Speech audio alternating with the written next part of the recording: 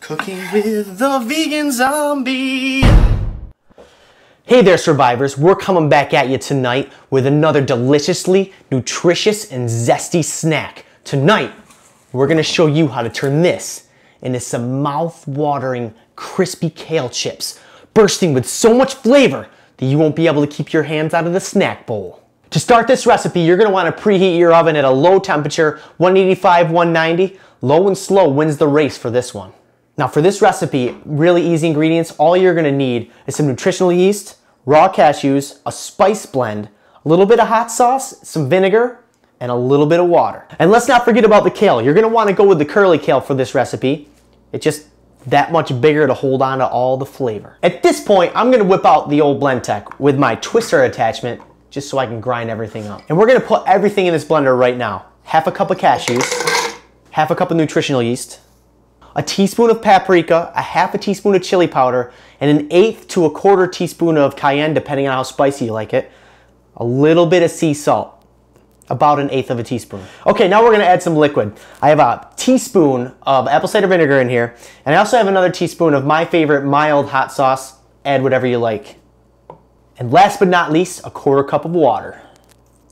And now, it's twister time.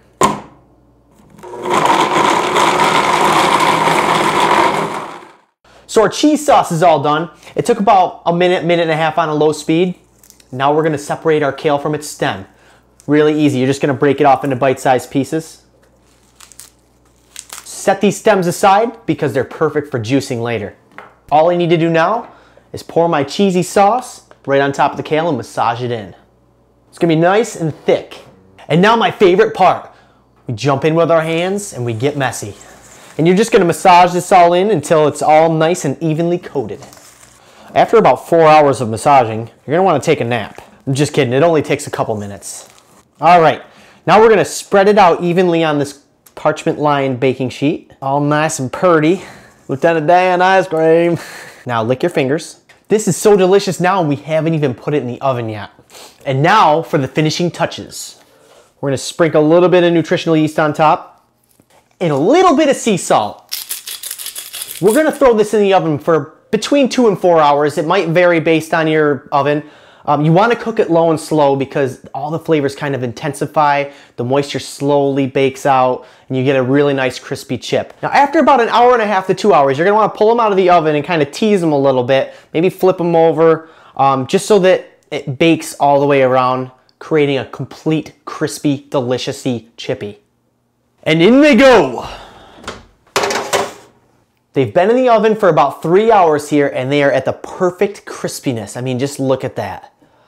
Oh my goodness, they smell so good. All I have to do now is taste it. I have to warn you guys, these are very delicious. You can't eat just one.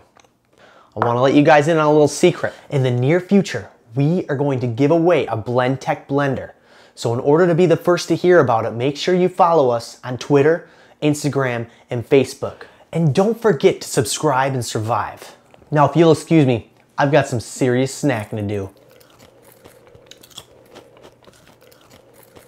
Whoa, easy, easy. Whoa, hey, save me some.